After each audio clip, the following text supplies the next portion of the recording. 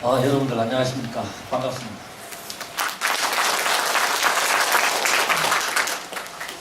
제가 안녕하십니까 이렇게 여쭤봤는데 진짜 안녕하십니까? 네. 안녕하니 맞지? 우리 의례상 안녕하십니까 이렇게 이야기하기도 하고 서로 묻기도 하는데 편안할 안자잖아요. 편안할 안자인데 안녕하다면은 이렇게 사실 모여서 이런 이야기할 필요가 없을 거예요. 안녕하지 않지요? 안녕했어. 안녕하십니까. 마음도 불편하고 사실 몸도 많이 안녕하지 못하시고 마음과 몸뿐만 아니라 조금 나가보면은 사회 또 국가 안으로 다시 돌아와서 가정 아마 한 군데도 안녕한 곳이 없을 거예요. 그러나 그대로 둘 수 없기 때문에 모여가지고 이런저런 걱정을 해보는 게 아닙니다. 그래서 이제 이것이 안으로 자기를 진짜 안녕하게 하고 다른 사람을 또 안녕하게 해드리고 이런 어떤 교감, 이런 노력, 이런 것들을 해야 하지 않을까 싶습니다. 안녕이란 말이 가만히 생각해 보면 이게 전부예요. 근데 전부인 이 말을 하면서도 우리는 그 이야기를, 그 단어를 깊이 있게 생각해 보지는 않는 것 같습니다. 워낙 이제 어려워져가지고 그런 거죠. 진짜 안녕하게 물어보면 아무도 안녕한 사람이 없을 겁니다. 하여튼 이런 이야기를 해보면서 제 이야기를 시작하겠는데요. 주제가 마음 신명이 사는 집 이렇게 정해봤습니다. 여기 보면 그 밑에 부제가 남명의 신명사도 이야기 이렇게 되어 있는데요. 우리 대구지방 같은 경우는 이 남명에 대해서 사실 잘 모릅니다. 그러나 여기가 감연안에 위치하고 있지만 이 세계학권 안에 있기 때문에 남명 이야기를 많이 이렇게 들어보지 않은 분들도 계실 거고 들었다고 하더라도 굉장히 피상적으로 이렇게 듣거나 알거나 이럴 것 같습니다. 그래서 오늘을 통해 가지고 여러분들이 남명에 대해서 새로운 관심을 가지고 조금 깊이 있게 이해하는 그런 기회가 됐으면 좋겠다. 제가 남명의 마음을 남명의 마음을 어떻게 다스리는가 이런 것을 이야기를 하겠지만 사실 이 마음이 언제나 발끝에 나타나잖아요. 발끝은 바로 실천인데 실천으로 어떻게 나타나는가? 실천으로 나타나지 않는 그 마음은 무슨 가치가 있을까? 이런 생각을 가지고 한번 들어봐 주시기 바랍니다. 혼자 자기가 마음과 행복하게 생각을 하고 즐거움을 누리기 위한 그런 마음가짐이라고 하면 그 마음이 진짜 마음일까? 무슨 필요가 있을까? 이런 생각으로 손끝과 발끝 이런 실천으로 나타나지 않는 그 마음은 무슨 소용이 있을까? 이런 측면에서의 남명은 굉장히 심각하게 고민을 했던 그런 대표적인 지식입니다. 그러나 정치적으로 대북 세력이 실각하면서 남명은 아득히 추락하고 말았는데 여기 보면은 집이 하나 있거든요. 남명이 그린 거예요. 남명이 그리는데 여기 집이 있고 여기 보면은 신명사 해놨죠. 여기 사람 보이는데 여기 신명사예요. 제가 문집에 있는 거를 스캔을 했는데 그 신명사라고 하는 집이 있고 그 안에 태일군이라고 하는 임금이 살아요. 이게 마음속에 집이 있는데 이 집 이름이 신명사란 말입니다. 신명사. 신명스럽고 밝은 그런 집이다. 그 마음의 집이죠. 그 안에 우리 마음속에는 뭐가 사느냐 하면 태일군. 태일군을 천군이라고 하는데 천명을 받아서 여기에 사는 그런 주제자가 있어요. 이 사람이 마음의 국토를 다스리는 거거든요. 여러분들이 마음 국토는 안녕하세요. 어떻게 자기 마음을 다스리고 있습니까? 마음의 어떤 국토, 그 국토는 어디에 반란이 일어나가지고 완전히 전복되기도 하고 그렇게 해서 천군이 도망가기도 하죠. 태일군. 몸속에 마음이 제대로 있는가? 태일군이 지금 있습니까? 태일군이 저 신명사에 사는, 신명사는 마음의 집이고 신명사 안에 사는 그 사람이 태일군인데, 저 태일군이 도망간 사람들이 굉장히 많을 거예요. 태일군이 명예 쪽으로 도망가기도 하고 돈 쪽으로 도망가기도 해가지고 명예와 돈의 노예가 되어버린 자기 몸. 어쩌면은 대부분이잖아요. 그걸 또 치열하게 산다고 오히려 생각을 하고 그렇게 우기면서 그렇게 행복하게 살아가는 사람들이 오늘날 현재에 있는 것 같습니다. 내 마음속에, 내 몸속에 마음의 집이 있는데 그 집에 주인이 있느냐? 내가 나의 주인인가? 이런 생각을 해보십니다. 이거를 상징적으로 나타낸 것이 바로 이 그림입니다. 자, 그러면은 제가 이 이야기를 하기 전에 맨 처음에 영남학파와 남명 이것을 할 거예요. 큰 그림을 먼저 제시를 해드리고 그 다음에 남명의 삶과 사상적 성격이 있는데 남명의 삶과 사상적 성격을 말씀드리는 게 아까도 제가 말씀드렸지만 이러한 사람들의 그 여러 가지 실천 속에서 실천이 있는데 그 실천 속에서 어떠한 이 배경이 있든가 마음을 어떻게 다스리기 때문에 이러한 실천이 나타났던가 라고 하는 것을 보이기 위해서 그렇습니다. 대체로 이렇게 세 덩어리가 저희 강의 진행 순서인데요. 맨 처음에 영남학파 안에서 남명이 어떠한 위치에 있는가, 그 다음에 남명의 삶과 사상적 성격이 어떤가, 이 사상적 성격 안에 내면적으로 마음이 있는데, 마음이 작동하는데 그 마음을 작동시키기 위해서 남명은 어떠한 고민을 했던가 라고 하는 이러한 이야기입니다. 영남은 상당히 중요한 땅입니다. 여기 대체로 영남 사람들이겠죠. 여기서 나서 여기서 자라고 아마 여기서 직장 생활을 하시다가 또 퇴직을 하신 분이 보이실 거고, 나중에 마지막으로 가야 할 산도 바로 뒷산이 영남이고 그렇죠. 물론 다른 쪽에서 이 다른 지방에서 이쪽으로 오신 분들도 계시겠습니다만은 이때 영남을 이해하지 못하면은 자기 스스로를 이해할 수가 없어요. 우리의 어떤 살과 뼈, 그 다음에 정신을 형성한 것이 바로 영남입니다. 그 영남을 다양한 방법으로 이해를 합니다만 이 영남을 영남 사람만큼 좋아하는 사람이 바로 조선 후기 대표적인 실학자 성호이익이에요.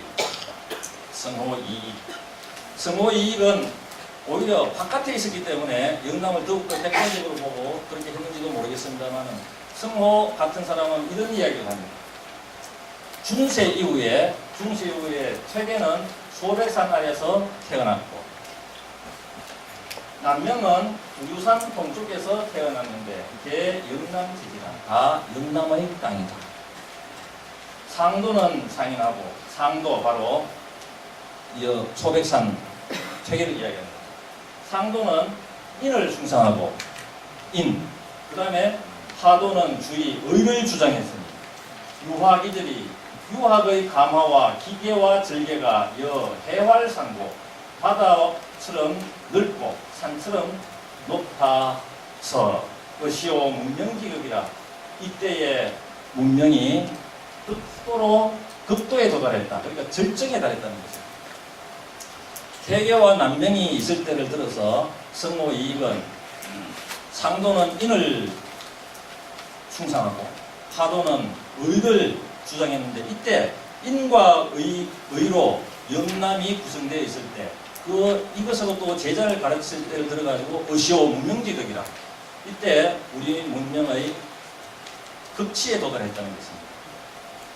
이 말이 사실 옛날에 무슨 말인지 잘 몰랐는데 진짜 그런 것 같아요. 퇴계 학파를 이끌고 남명이 남명 학파를 이끌면서 강을 사이에 두고 좌우로 넘나들면서 이런 학단을 이루면서 영남을 만들어갈 때 이 영남은 매우 위대했습니다.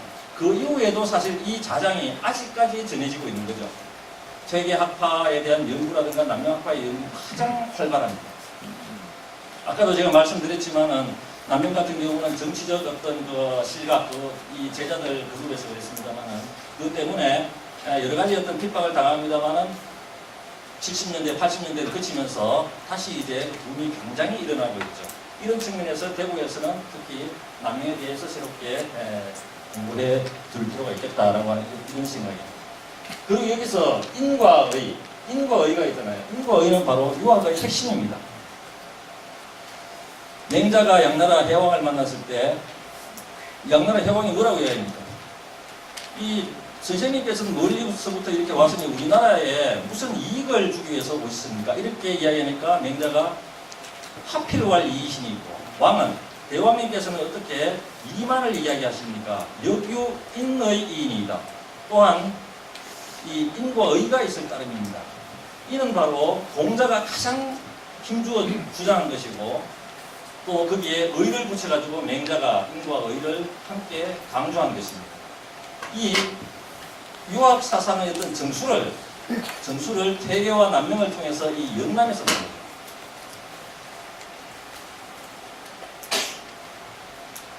영남은 이렇게 되어 있습니다. 이 우리 경북대학교에 소장되어 있는 동어지도에 나오는 영남 그림인데요. 영남을 보면은 여기에 백두산이 있으면 백두산이 밑으로 쭉 내려와가지고 이 태백산에서 산줄기가 이 한쪽은 서쪽으로 쭉 들어가고 한쪽으로는 이 바닷가로 쭉 내려오는데요. 이 맥이 이렇게 흘러서 소백산, 문수산, 소백산 이렇게 해서 여기서 중령이 그 다음에 생기고 그 다음에 여기에 조령이 생겨가지고 속리산에서 거대한 어떤 방향을 이렇게 바꾸는 게 있습니다. 여기에 꿈틀거리면서 바꾸는데 여기에 굉장히 어떤 굴곡이 많이 지죠. 그래서 이게 우리 구곡 같은 경우는 여기가 제일 많습니다. 그리고 쭉 내려와가지고 여기에 지리산에서 우뚝 멈추어 서죠. 그리고 이 줄기는 한쪽에 쭉 내려와가지고 양산의 원적산 여기까지 흐르고요. 여기에서 이제 이게 그러니까 이 영남이 보면은 이 지도가 참 잘 나타나 있는데 이러한 이 소백산, 문수산, 소백산, 그 다음에 속리산 이 안쪽으로 이렇게 고립되어 있는 전국입니다. 그 다음에 이쪽에는 바다고요. 바다고 아마 이러한 어떤 고립성이 영남을 좀 보수적으로 만드는 것 아닌가 이렇게 생각하기도 하는데요. 근데 또 여기에 수많은 어떤 강들이 있죠. 이게 바로 여기에 여기 구체적으로 어딘지는 여기는 표시가 되어 있지 않습니다만은 태백산에 있는 너들샘이라고 하기도 하고 그 다음에 그 밑에 황지라고 하기도 하고 이런데 여기서 쭉 내려와가지고 안동의 반변천을 이렇게 흡수하잖아요. 반변천을 쭉 흡수해가지고 이쪽에 이 예천의 내성천 그 다음에 문경의 영감, 상주의 변성천 이러한 것들을 흡수해서 남유합니다. 남유해서 이게 바로 위천이라고 하는 건데요. 이 비양이라든가 의성에서 이렇게 들어가고 그 다음에 여기에 김천의 감천 그 다음에 여기에 대구잖아요. 대구의 금호강 여기 영천에서 이렇게 나와가지고 금호강으로 들어가고 또 여기서 초계 쪽이니까 합천의 황강 그 다음에 쭉 내려와가지고 여기에는 진주니까 남강 밀양천 이렇게 해가지고 이 남해 바다로 빠져가는 거죠. 그렇게 보면은 이 물들이 이쪽에는 물론 이 동해 쪽으로 나가겠습니다만은 이쪽 산악이 이쪽으로 기울어져 있고 이쪽 산악은 이쪽으로 낙기 때문에 모든 강들이 이 낙동강으로 다 흘러듭니다. 이걸 보고 또 성모는 뭐라고 이야기했냐면은 영남의 인심의 통합. 영남에 여기에 어떤 왕조가 있습니까? 신라가 천년을 유지한 이라는 땅이 있잖아요. 그러니까 신라 천년이 이게 불가능한 겁니다, 사실은. 중국의 어떤 역사로 보더라도 그 전부가 한 몇십 년 대체로 하여튼 이런 나라가 떴다가 가라앉고 이런데 이게 천년을 유지할 수 있잖아요. 이 천년을 어떻게 유지할 수 있을까? 바로 낙동강을 가지고 이해를 합니다. 모든 강이 모든 물줄기가 낙동강으로 들어오는 것은 바로 여기에서 낙동강을 통해 가지고 민심이 통합된다는 거죠. 만인소는 다른 나라에 역사적으로 있을 수 없는 거예요. 만 명이 하나의 어떤 주제를 향해 가지고 상소를 할 수 있는 것도 바로 이 영남 땅입니다. 여기에 이 청송 사람들의 생각들이 이쪽으로 흘러들고 이 함창 사람들의 생각이 이쪽으로 흘러들고 여기 진주 사람들, 대구 사람들 이렇게 해서 통합되는 이러한 것들을 성모는 직관한 거죠. 그래서 신라가 천년을 유지한 것은 바로 지형 때문에 그렇다. 이러한 어떤 이야기를 합니다. 인문지리학자의 이야기죠. 이거를 강을 중심으로 해서 보면은 이런 그림이 생깁니다. 여기는 이제 환기를 중심으로 했습니다만은 대체로 보면 이렇게 디귿자로 이렇게 흐르죠. 디귿자로 흐르는데 낙동강은 어디서부터 시작하냐면은 바로 여기입니다. 여기 보면 낙동강이라고 해놨죠. 이거는 사실 옛날에는 이까지를 낙동강으로 보지는 않았어요. 여기서부터 낙동이라는 이름이 생기는데 왜 낙동이냐 하면은 이 상주가 옛날에 상낙 또는 낙양이라고 했습니다. 낙양의 동쪽 또는 상낙의 동쪽이기 때문에 여기 낙동강이 생기고 낙동이 생기고 상주의 동쪽을 흐르는 강 이런 뜻이에요. 이런 뜻이고 여기서부터 이제 낙동강이 시작되기 때문에 여기에 보면은 낙동강 700리설이 여기가 기점입니다. 그리고 여기는 환기부터 시작하면은 낙동강 1300리. 지금은 대체로 이렇게 생각을 합니다만은 조선 전기라든가 그때는 여기가 이제 기점이 되는데 그렇기 때문에 영남을 좌우로 나눌 때는 이렇게 올라갑니다. 다시 가보면은 여기 보세요. 여기 보면은 여기가 상주기 때문에 여기서 위로 이래 올라가잖아요. 이래 올라가도 이게 돌을 좌우로 나누죠. 나누어서 이 덩어리하고 이 덩어리가 있는데 이 덩어리가 바로 좌도이고 이 덩어리가 우도입니다. 그래서 여기 보면은 좌병행이 여기 있죠. 울산에. 그 다음에 우병행이 여기에 진주에 있죠. 그 다음에 여기에 좌수영, 그 다음에 통영이 여기 이렇게 돼 있잖아요. 그러니까 이쪽이 왼쪽이고 이쪽이 오른쪽인데 왜 그러냐 하면은 서울에서 봤을 때 왼쪽은 이 안동이라든가 이런 세계 이쪽이고 바로 여기는 지리산이 있고 지리산이 있으니까 여기는 우도가 되고 그렇다는 것입니다. 그래서 이쪽은 바로 경상우도라고 하면은 지리산을 거점으로 하는 남명 학파를 이야기합니다. 사상사안에서. 그 다음에 여기서는 청량산이라든가 소백산 이쪽이니까 소백산과 청량산을 중심으로 한 퇴계학파가 되는 거죠. 그런데 이 지역이 좀 달라요. 다른데 이 지역 같은 경우는 진안이 신라로 발전한 지역이죠. 발전한 지역이고 대체로 관건하고 굉장히 밀착되어 있습니다. 왕건과 이제 결부되면서 결국 고려에 귀부하게 되고 이쪽은 변한 지역인데 변한 지역에서 바로 이게 굉장히 가야하고 막 싸우다가 결국 이제 병합되게 되는데요. 그렇게 하면서 나중에는 후백제하고 제휴하기도 하지만은 굉장히 처음부터 저항적인 어떤 이런 몸들이 굉장히 많았습니다. 이쪽에. 그래서 진주 밀란 사건이라든가 단성 밀란 같은 게 굉장히 많이 나왔거든요. 그리고 평야 지역이 많기 때문에 꼭 조정하고 이렇게 결탁할 필요가 없어요. 여기는 상대적으로 그렇지 못해가지고 이 공급을 받지 않으면은 좀 살 수가 없는 이런 상황이기 때문에 조정과 밀착되어 있고 여기는 아주 친정부적이고 여기는 야성이 굉장히 강했습니다. 이러한 어떤 문화 풍토가 또 지역적인 어떤 이런 성향이 바로 남명과 퇴계의 어떤 사상적 어떤 흐름 속에 깊이 있게 들어갔을 수 있겠다라고 하는 이러한 생각이죠. 그런데 여기가 우리가 사는 데는 팔공산이 여기 있죠. 팔공산이 여기 있고 여기 대구거든요. 여기에 성주가 있잖아요. 여기에 성주가 바로 제 고향인데 왜 이걸 이제 말씀드리려고 하냐면은 왜 제가 이제 남명을 공부하게 됐는지 이런 것을 말씀드리려고 하는데 여기 이제 남명과 퇴계를 파악하는데 굉장히 유용합니다. 이 성주 지역은 경상우도이지만은 낙동강 연안에 있잖아요. 낙동강 연안에 있기 때문에 이 지역에 사람들이 퇴계와 남명이 강단을 열고 있을 때 이쪽에 가서도 배우기도 하고 이쪽에 가서도 배우는 이런 어떤 통섭적이고 회통적인 이러한 성향이 강해요. 대구도 마찬가지입니다. 근데 이러한 어떤 회통적이고 통섭적인 이러한 어떤 성향이 강한 어떤 사람이라든가 지역이 경쟁 관계에 있을 때 여기와 여기가 굉장히 큰 세력으로 형성되어 있을 때는 정체성을 흔히 의심을 받게 됩니다. 근데 여기가 이렇게 그렇지 않고 이게 이제 나름대로 이제 문제가 발생하면 이쪽이 오히려 서로 이렇게 연결됩니다.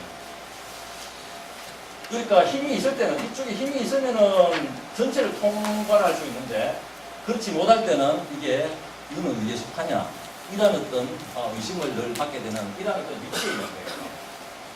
위치에 있게 되는데 여기 이제 아까 이제 김석수 선생님 말씀을 했습니다만은 15대 성도가 한강 선생인데 우리 집안 같은 경우는 한경 선생이 21세 때 이제 퇴계의 제자가 되고, 그 다음에 24세 때 남명의 제자가 되는데요.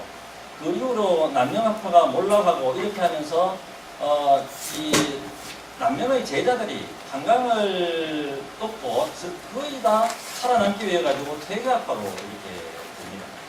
그런 과정 속에서 우리 집안도 보면은 혼인을 거의 퇴계 쪽으로 해요. 종부가 예한댁이고, 그 다음에 이제 지금 살아계십니다만은, 그는 내합댁이에요. 내합은 바로 학궁 김성일. 김성일의 그쪽으로 이제 혼인을 하게 됩니다. 퇴계학파 쪽이죠. 그래서 제가 맨 처음에 할아버지한테 이제 조부로부터 하문을 배우고 이렇게 할 때는 한강 선생님 이야기를 굉장히 많이 들었어요. 집도, 집안도 보면 전부 다 이 한강과 관련된 뭐 이런 이야기를 어디 갈 때마다 참 많이 이야기해요. 그래서 이제 대학원에 들어와가지고, 논문을 쓸 때, 이거 뭘 할 것인가, 이거 고민을 하잖아요. 그때 맨 처음에는 한강을 써야 되겠다라고 하는 이런 생각을 좀 가졌어요.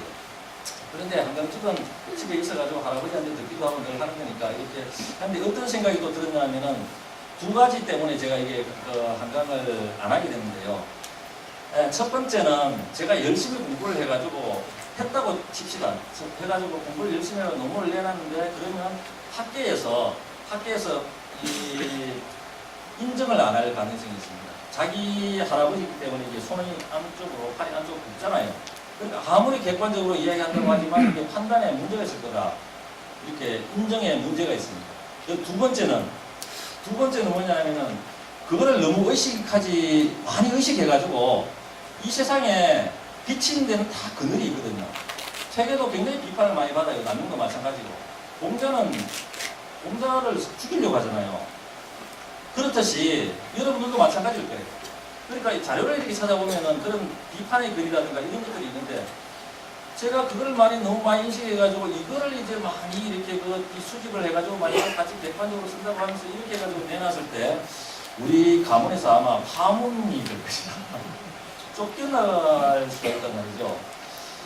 그래서 저는 이제 나중에 얼굴이 좀 두꺼워지면은 한강을 하기로 하고 나이가 많고 하면 이제 사람들이 이제 조금 봐주기도 하고 저도 나중에 이제 자신감이 생기기 때문에 이제 이야기할 수도 있고 이러는데요. 그래서 이제 퇴계를 하려고 했어요. 우리 집안이 아까도 말씀드렸듯이 퇴계 학파하고 굉장히 밀착되어 있어요. 그래서 퇴계집을 있습니다. 퇴계집은 굉장히 양이 많아요. 남명집하고는 비교가 안 돼요. 남명집은 3책 학기 부편은 조금 더 있지만 정상적인 어떤 문집이 3책밖에 안 되고 퇴계 같은 경우는 36책이 10배가 훨씬 넘잖아요. 그래서 그 중에 이제 제가 문학을 하기 때문에 문학과 관련된 자료를 중심으로 해가지고 쭉 공부를 했습니다.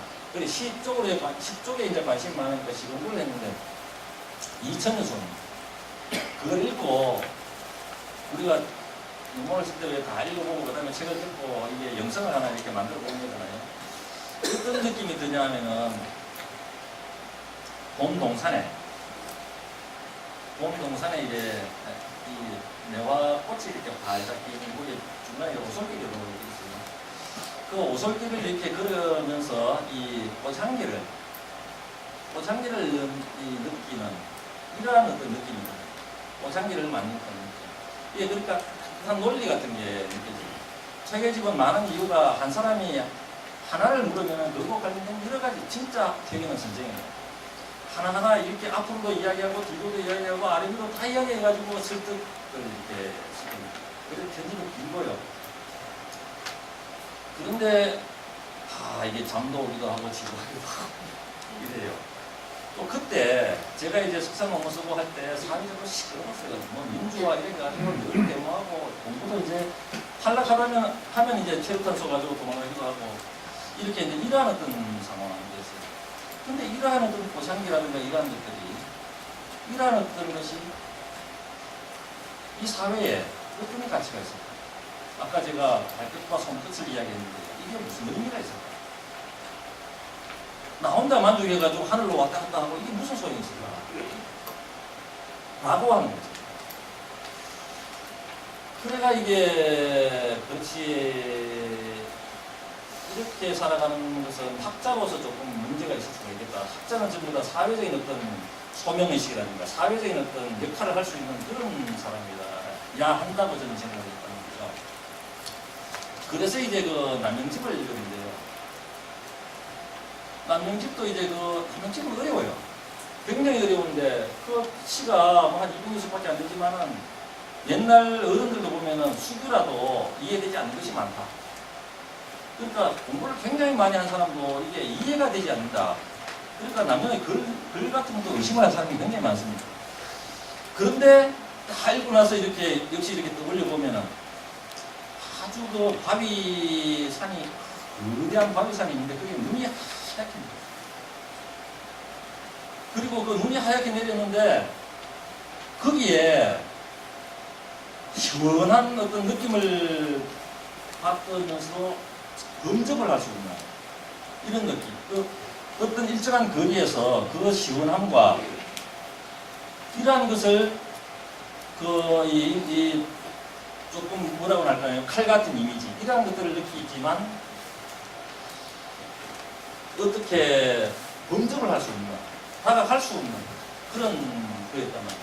그런데 이 두 개 가운데 그러니까 하나는 퇴계집이고 하나는 남명집인데 그 중에 저는 퇴계집을 먼저 읽고 남명집을 뒤에 읽었지만 그 다음에 바로 이게 퇴계집을 바로 이렇게 폐기를 했죠. 그 중에 하나가 시한수인데요.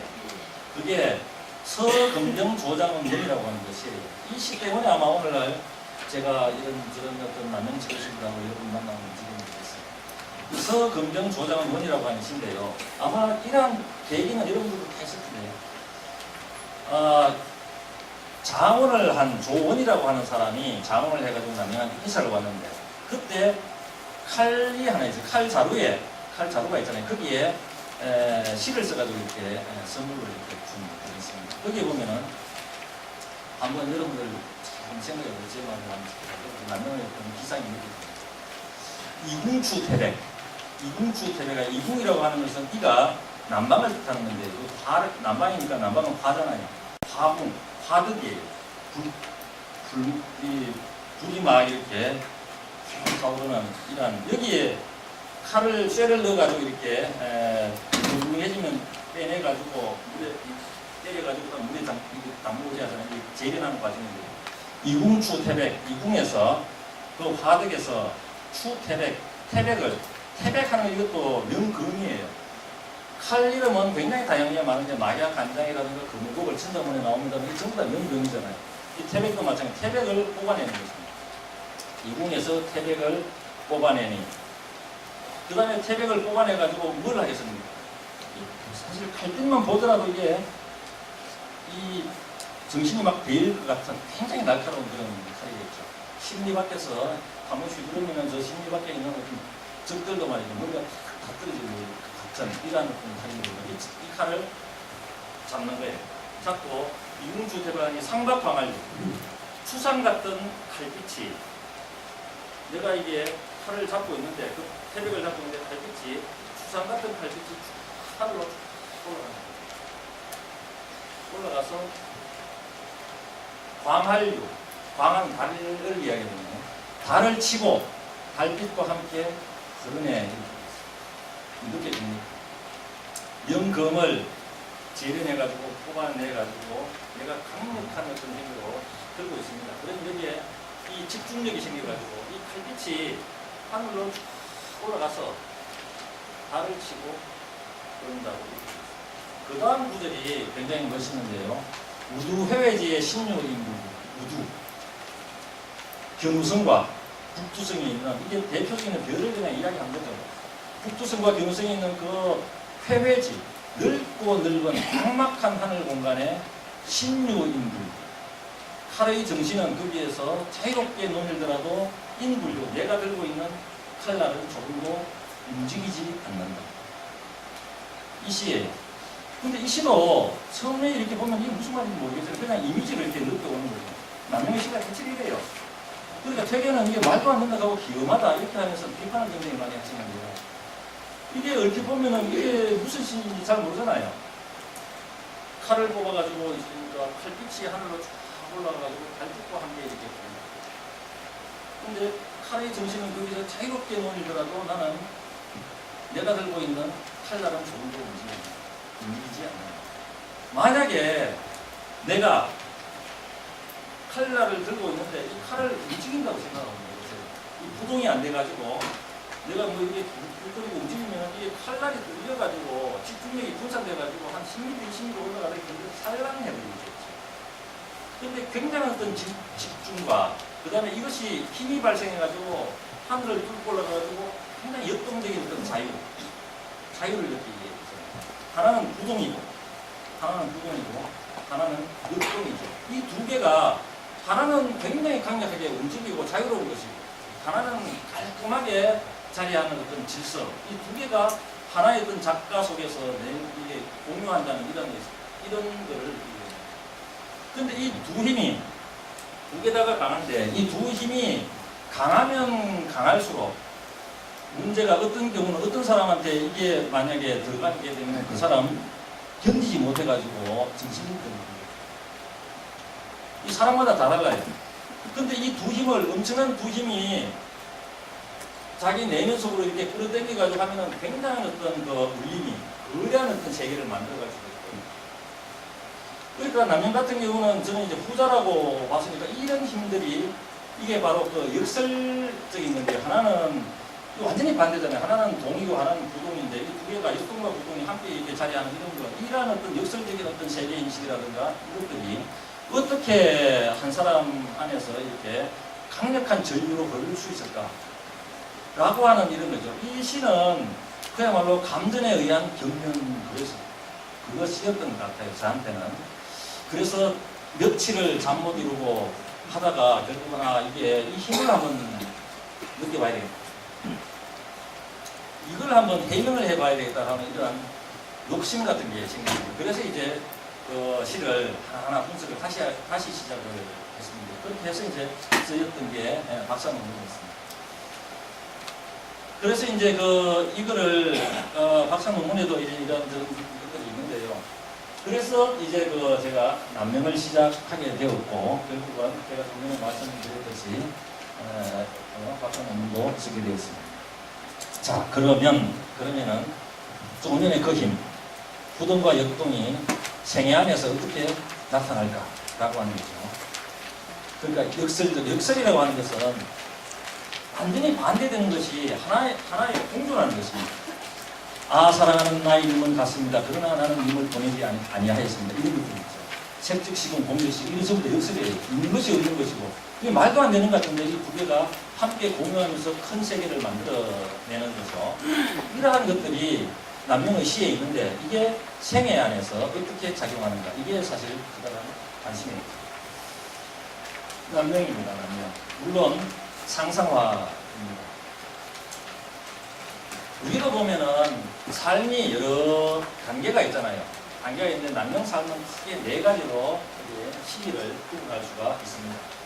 맨 처음에는 이제 수학기인데 남명이 합천 토동하는데 거기에서 이제 태어나거든요. 태어나는데 이분이 이제 태어나서 5살이라고 하기도 하고 7살이라고 하는데 그때 아버지가 서울로 가시면서 가수를 그누리고 가기 때문에 아버지를 따라서 서울로 가게 돼요. 서울로 갔다가 다시 함경도 단천으로 가게 돼가지고 단천으로 가기도 하고 이때 이제 계속 대체로 서울생활을 하게 돼요. 이게 청소년기, 남명의 청소년기는 서울생활인데 이게 굉장히 중요합니다. 퇴계 같은 경우는 낙동강 상류에 있으면서 퇴계 같은 경우는 청소년기를 안동에서 지내고 안동에서 지내기 때문에 책 같은 것도 보는 것이 굉장히 한계가 많았어요. 그러니까 한 책을 여러 번 읽고 안으로 꼭 씹는 그러면서 그 낙동강 상류가 또 순수하듯이 순수를 굉장히 지향하는 퇴계에 있던 주의가 바로 거기서 나온 것입니다. 한 책을 여러 번 읽고 깊게 성찰하는 이러한 것들이죠. 이게 이제 퇴계의 어떤 그 청소년 시절이었다고 하면은 남명 같은 경우는 청소년이 그렇지 않습니다. 모장 같은 것도 노장서도 하고 도시적 어떤 그 분위기 이런 것들을 다 이렇게 향유하면서 그렇게 지냈죠. 그래서 이제 이 청소년기의 이런 그 서울 생활, 이 굉장히 중요할 필요가 있습니다. 우리가 호를 짓는데요. 호 같은 경우 보면 여기도 호를 갖고 계시는 분들 계시겠지만, 이 삶의 지표하고 연결되어 있습니다. 호를 잘 파악을 하면 그 사람의 전체적인 성향을 알 수 있어요. 물론 자기가 짓기도 하고 다른 사람이 지어주기도 하지만은, 퇴계 같은 경우는 개울로 물러나다 이렇잖아요. 그 상류에 있기 때문에 그 개울이 있는데, 개울로 물러나다. 그 개울에 뭐가 있습니까? 개울로 물러나가지고 결국은 개울로 흐르는 이 원두, 물이 처음 샘솟는 순수하고 깨끗하고 맑은 이런 것들을 지향했죠. 근데 남명은 강을 거쳐가지고 명자가 바다 명자거든요. 남쪽 바다. 그러니까 세계가 굉장히 광활합니다. 광활하기 때문에 순수보다도 다른 것들을 굉장히 많이 수용합니다. 노장함, 양명함 이런 것들을 수용하죠. 물론 성리학이 중심이 됩니다만 성리학 같은 경우는 그때 시대 정신이니까 그런 것을 수용해가지고 주목을 하면서 다른 것을 이렇게 받아들이는. 그러니까 이런 거기에 호에 그렇게 드러나 있잖아요. 그런 것들을 생각해 보시기 바랍니다. 그러니까 남명이 갖고 있던 서울 생활의 어떤 그런 분위기, 도회적 어떤 분위기들, 이러한 것들 안에도 바로 여러 가지를 수용하고 통합하는 이러한 어떤 것들이 있습니다. 9살 때 보면은 큰 병이 일어났는데, 그때 어머니가 죽을까 너무나 하여튼 걱정하고 고생하니까 장부가 이렇게 세상에 이렇게 태어나는 것은 반드시 사업이 있기 때문에 그럴 것이다. 그렇다고 하면 하늘이 나를 바로 죽게 하지 않는다라고 어머니를 오히려 위로했다고 합니다. 하여튼 이러한 것들도 보이고, 그 다음에 산사에서 공부할 때 보면은 이 대접 같은 데에 물을 이렇게 감아가지고 밤새도록 이렇게 앉아있는 그런 모습, 이러한 것들이 문헌에 이렇게 포착이 되죠. 그렇게 하다가 25세 때 큰 깨달음을 얻는데 산사에서 이게 많이 인용되는 건데요. 이윤의 뜻을 두고, 이거는 정치를 그 사회에 나가지고 정치를 하는 이런 이야기입니다. 그 다음에 안자의 학문을 학문으로 하며, 안자 같은 경우는 벼슬 하는 것이 아니라 물러나가지고 자기의 어떤 덕을 쌓아가는 이러한 것입니다. 덕을 쌓는 것 결국 후세를 바라는 건데요. 그래서 벼슬길에 나아가면 큰 일을 해내고 초야에 숨어 살면 자신을 지키는 것이 있어야 한다. 이게 바로 출처와 뭐가 이렇게 되는 거거든요. 남명을 이야기할 때 출처, 나갈 것인가 물러날 것인가 라고 하는 이러한 생각. 우리가 보면은 어떤 집단이 있으면 거기에 들어갈 것인가 말 것인가, 어떤 이념으로 들어가는가, 어떤 생각으로 나오는가, 굉장히 중요하잖아요. 이게 그 육가의 어떤 출처관인데, 출처관 같은 경우는 논어 같은 데 보면은 천하 유도적 현, 천하에 도가 있으면은 나타나고 나가서 벼슬을 한단 말이죠. 천하에 도가 없으면은 죽는다 라고 하는 이러한 어떤 논리, 이러한 논리로 현실이 마땅한가 그렇지 않는가에 따라 가지고 나가고 물러나고 하는 건데요. 그러한 생각을 25세에 강력하게 했다는 거죠. 그래서 내가 공부했던 게 이때까지 했던 게 잘못된 것 아닌가라고 하는 이런 어떤 회의, 이런 것들을 했다고 합니다. 그렇게 하다가 아버지가 돌아가시게 되는 거예요. 26세 때. 아버지가 돌아가시고 나서 합천으로 다시 내려오죠. 합천으로 다시 돌아와서 3년상을 지내고 나서는 사실 거기에 공토가 그렇게 많지 않아가지고 먹을 게 별로 없었다고 합니다. 그래서 그때 이제 자녀 중분 상속제였기 때문에 남편 조씨인 아내가 김해동인데 굉장히 큰 부자였어요. 그래서 어머니를 제대로 모시기 위해서 사실은 그쪽으로 자기 재산, 아내 재산이죠. 아내 재산이 있는 김해로 가게 됩니다. 김해로 가서 집을 하나 짓는데 그 집 이름이 바로 이 산에서입니다. 여기서 남명이라는 호를 정하죠. 남쪽 바다이기도 하니까. 여기도 집 이름이 또 이제 매우 중요합니다. 여기에 여러분들은 집 이름이 있는지 모르겠어요. 당호 있어요? 1202호입니까? 이게 당호가 있어야 돼요. 이 당호가 있다는 것은 우리 집이 어떻게 살겠다, 어떤 방향으로 살겠다라고 하면서 보여줍니다. 1202호 아저씨. 좀 문제가 있잖아요. 그래서 문 열고 이렇게 딱 들어가면은 현판이 하나 딱 있어요. 한번 생각해 보세요. 여러분들이 거실에 뭐 이상한 그림도 좋겠지만 이상한 그림이 아니겠지만 그림도 없는 것보다 훨씬 나겠지만 삶의 지표가 우리 가족은 이렇게 살았으면 좋겠다라고 하는 이런 것들을 뭐 가운도 좋기도 한데 한 두 가지 정도 이 한자가 그런 어떤 매력이 있어요. 하나의 뜻이 굉장한 깊이가 있기 때문에 그 뜻을 내포하면서 깊이가 있기 때문에 그런 것을 적여놓는 것입니다. 근데 아이들이 맨 처음에 모를 것 같은데요. 거기에 나중에 궁금해해요. 아이들이 궁금해하면 문화가 그렇게 바뀌어갑니다. 제 집 같은 경우는 그런 걸 하나, 제 집 이름이 모공사인데요. 공자를 사모하는 집이거든요. 그래서 아이가 이렇게 보면은 맨 처음에 아빠 지금 무슨 뜻이야? 이렇게 이야기하다가 또 잊어버려요. 그러면 또 이제 한 번 더 물어요. 그러면 또 이런저런 이야기를 한다면 또 잊어버릴 거예요. 잊어버리고 이렇게 하다가 아마 제가 죽고 나면은 아이가 그 생각이, 그러니까 아버지가 어떻게 살았을까를 이걸 깊이 있게 생각하면서 그 모공사라고 하는 그 것이 굉장히 크게 받아들여지는 거거든요. 그렇게 하면서 사실 이게 문화가 이렇게 만들어지는 거죠. 한번 생각해 보세요. 무엇을 어떤 구조를 가지고 무엇을 생각하면서 살아갈까라고 하는 이러한 것들이 농축되어 있는 한 두 잔 내지 세 잔, 한 잔으로도 괜찮아요. 그게 이제 자기 호가 되기도 하고 이렇게 합니다만, 남녀는 산해정이라고 하는 것을 제가 짓는데 산처럼 높고 바다처럼 늙은 그런 공부를 하고 싶어요. 여기에서는 모색이잖아요. 세상에 나가려고 생각했어요.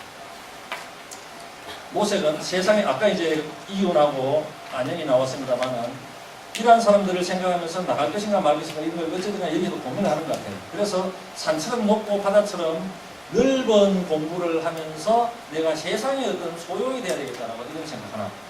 그 다음에 두 번째 공부방 이름이 뭐냐면 이게 계명이에요. 계명식. 계명은 또 달라요. 이을 개자 박을면 서면의 도를 책을 통해 가지고 내가 공부를 해가지고 이어서 내가 이 후대에 밝히겠다라고 하는 이런 겁니다.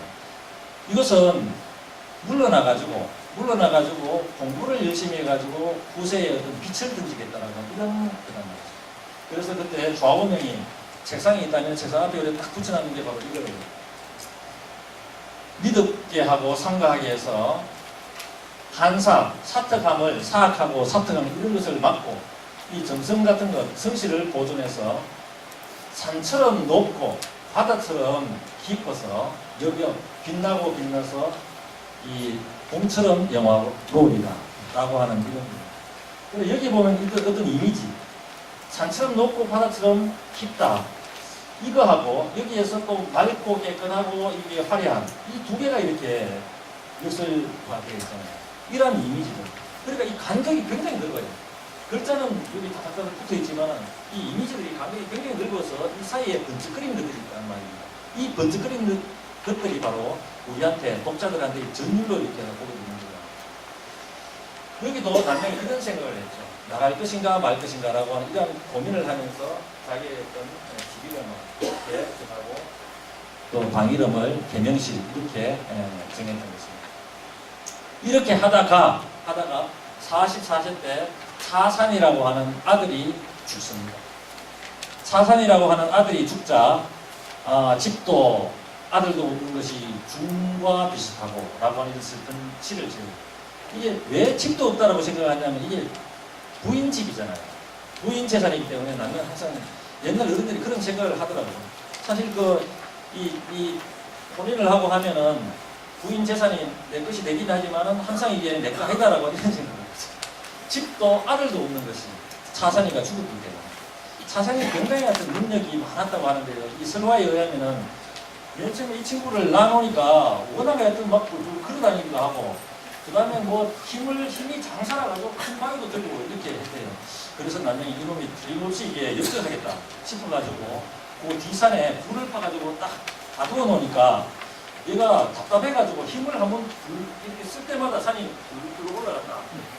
그게 보면 조차산이라고 하는데 차산이 조차산 아닙니까? 그래서 산 이름이 조차산이에요. 하여튼 그런 설화가 있는 그런 하사는 그런 사람이기도 했습니다. 그리고 45세 때 을사사화가 일어나잖아요. 사화는 남녀에게 자기가 나가지 않고 이게 나름대로 안으로 들어와서 처의 어떤 이 처하는 속에서 그러니까 벼슬하지 않는 것 가운데에 자기가 무언가를 읊어봐야 되겠다라고 이런 생각을 하게 하는데요. 사화가 4대 사화 가운데 3대 사화가 다 남녀와 관련되어 있습니다. 1504년에 일어났던 무호사화, 갑자입니까? 갑자사화. 그 다음에 17년에 일어났던 기묘사화. 그 다음에 45년의 을사사화. 맨 처음에는 자기의 외계에 속하는 할머니의 동생이 그 사화를 만나가지고 조지서 죽게 되죠. 그 다음에 기묘사화 때는 자기 아버지가 실각하고 그 다음에 돌아가시면서 아버지도 역시 낙향을 하게 돼요. 그 다음에 그래도 이분들은 아버지 세대고 할머니 세대 이렇잖아요. 그런데 45세 때는 친구들이 이림이라든가 곽순이라든가 이런 사람들이 죽습니다. 이때 남녀는 커다란 충격을 받게 됩니다. 어떤 시에 의하면은 가을에 가을 바람이 이렇게 불어서 이게 낙엽이 진짜 보면 이게 길리다가 떨어지잖아요.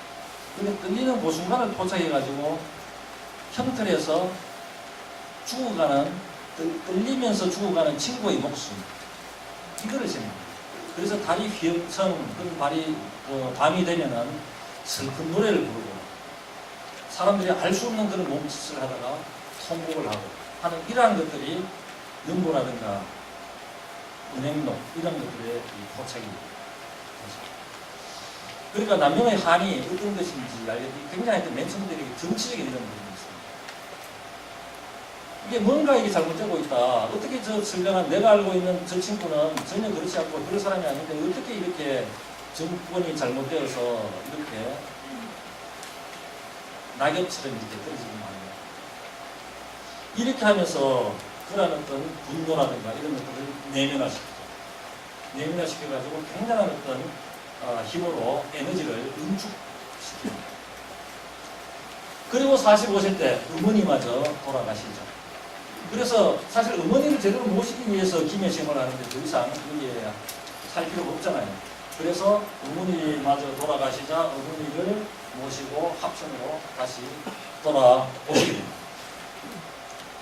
이게 신상서원이에요. 그리고 뒤에 있는 산이 조차산이고. 자, 그러면은 합천 생활이 이렇게 시작됐는데 여기도 중요한 게 바로 뇌룡사. 이 뇌룡사라고 하는 이 집을 이게 아버지도 돌아가셨죠. 어머니도 돌아가셨죠. 이제 자기만 남았잖아요. 여기에는 45세 되면은 나이도 그렇지만은 이 자의식이 여기 굉장히 강력해집니다. 강력해지면서 집 이름을 뇌룡사로 정하는데요. 이 뇌룡사는 여기서 오셨습니다. 이 장자에 나오는 건데요. 식의 용현 영국이 내서 여기에서 뇌룡을 가르쳐요. 시동처럼 가만히 있으면서도 용처럼 때가 되면 용처럼 현 나타나고 여기에서 늘 가만히 엎드려 있는 것이 아니라 적절한 때가 되면은 용처럼 나타난다는 것입니다. 그 다음에 연못처럼 묵묵히 잠겨있지만 물에처럼 소리칩니다. 이게 정립, 자아를 정립한 거잖아요. 이게 바로 역설구도로 형성되어 있죠. 여기 보면은 시그라든가 용력, 시그라든가 연묵 이러한 것들은 고요한 이미지를 갖고 있잖아요.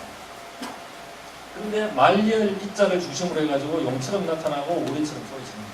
이거는 굉장한 역동성을 가지고 있는 거죠. 이 두 개가 이 정립기에 지비름에 딱 나타난다는 거죠. 뇌룡. 이게 아까 제가 말씀드린 부동이라는 칼을 잡고 있는 이것이라고 하면은 신유, 인물류라고 하면 이거는 바로 유죠. 하늘의 그 광막한 어떤 정신체계 같은 경우는 굉장히 힘차게 이렇게 논이나 이런 것들을 여기서 보여주고 있는 거죠. 바로 정립은 바로 역설화되어 있다는 것입니다. 그래서 이게 초야에 응가하는 거죠, 이것들이. 이런 이미지는. 시동처럼 가만히 있다. 안으로 엄청난 힘을 안으로 축적하는 거잖아요. 근데 안으로 축적하다가 결국은 쓰일 수 없는 경우도 많겠죠. 보통 보면은 서사들이 이런 것만 강조를 해가지고 이것이 없기 때문에 실제로 거기에서 막 외제제한 선비들로 그치는 경우가 굉장히 많습니다. 시골선이죠, 시골선. 근데 남명은 이런 어떤 역동성이 있기 때문에 아마 거대한 어떤 정신을 가질 수 있었던 것 같아요. 이거는 바로 시골에 있지만 자기 생각들 이런 것들을 표현하는, 그것도 거세게 표현하는 이런 것들로 드러날 수 있었던 것입니다. 이때 단성현감이라고 하는 그 관직이 이렇게 내려왔을 때 이 상소문을 쓰는 것입니다. 합천이 있을 때. 이것 때문에 사실 남명은 오늘날의 남명이 될지도 몰라요. 이거 보면은 자주는 세견하시나, 이게 그때 윤원형이 문정왕후의 뒷 배경을 얻고 윤원이 자기 마음대로 했던 정부를 농락하는 그 시기입니다. 그런 시기에 남명은 이러한 상소문을 올리게 돼요. 사직을 하면서 한마디 하는 거죠. 자전은 세견하시나 불과 신궁지 일과를, 자전께서는 이게 문정왕후입니다. 문정왕후께서는 세견하시나 사려가 굉장히 깊으십니다. 불과 신궁지 일과 깊은 궁궐 속에 있는 하나의 과부에 지나지 않는다. 이런 말을 할 수가 없겠어요. 그는 전하는 유충하사 지시 선왕지 일고사라. 전하께서는 영종은 어리시어 단지 선왕의 대를 잇는 외로운 아들에 지나는 이 고사 같은 게 외로운 아들을 이야기하는 건데요. 거의 뭐 고아 수준이죠. 외로운 아들에 지나지 않는다. 이게 과부와 고사잖아요. 이 자전은 사계가 깊은 듯 하지만은 신궁을 이게 과부에 지나지 않고, 전하는 어리시가지고 단지 선왕의 대를 잇는 외로운 아들임에 지나지 않는다. 그런데 시대는 어떠냐면은 하늘은 이런 조짐을 보인다는 거죠. 천재지 백천과 인심지 영만을 하이 당지며 하이 수지야. 천재가 백천까지 늘어나고, 그 다음에 인심은 hund만 갈래로 갈라지고, 이 오늘날이잖아. 이게 오늘날이죠, 오늘날. 눈 와가지고 지금 사고 나는 걸 한번 보세요. 이거죠, 이거. 천재 백천. 우리 대구에 지난번에 지하철 뭐 그런 거라도 가스 폭발이 있었고, 물론 인재도 많겠습니다만, 그 다음에 인심지역만 지금 우리 사회잖아요. 어떻게 이거를 감당하시겠으며 어떻게 이거를 거두어드리겠습니까? 이 상소문이 이제 들어갔을 때 조야에서 긴장을 합니다. 영종이 줄을 이렇게 탁탁 끊는 거예요. 이 부분. 자전까지 이제 이야기했으니까 불경스럽다.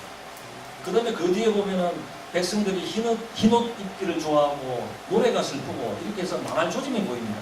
이런 이야기 있습니다. 그리고 크게 밑줄 딱 그려가지고 불길하다.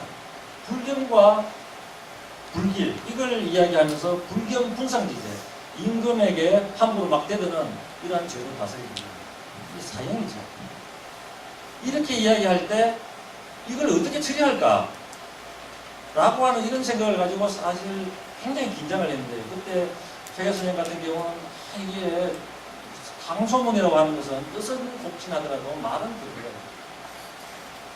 뜻은 그 안에 깊이 있게 내장되어 있지만 말은 굉장히 부드러워 있는데 이게 너무 강력해가지고 임금님이 가까이 가겠고, 또 어떤 사람들이 규각이 이게 뾰족하게 너무 각을 너무 많이 세웠다. 이렇게 이야기하는 사람도 있고, 역시 남명이 대단하다. 이렇게 이야기하는 사람도 있어요. 이렇게 이야기할 때 조정 신하들이 대체로 그런 일을 합니다. 어떻게 그러냐면 크게 두 가지인데, 하나는 남명은 이게 벼슬 하는 사람이 아닌데, 일개 서사의 이야기를 죄로 다스릴 수 있다. 공급을 주지 않는 사람. 두 번째, 그러면은 을로가 막힙니다. 이렇게 이야기를 하게 됩니다. 뭐 정종영이라든가 이런 사람들, 시강관들인데 거기에서 이 시강을 아주 많이 듣기로 할 때, 그때 이제 명종이 한 발 물러나서 불경한 언어가 있지만 죄로 다스리지 않겠다. 이렇게 비답을 합니다. 이때부터 이제 이게 남명이 거의 스타덤에 있는 거예요. 남명은 사실 이 죽을 각오를 하고 이 상소를 하거든요. 그때 내룡사 거기에서 이 불 앉아가지고 이제 엎드리고 있었거든요. 석고대제를 하고 있었죠.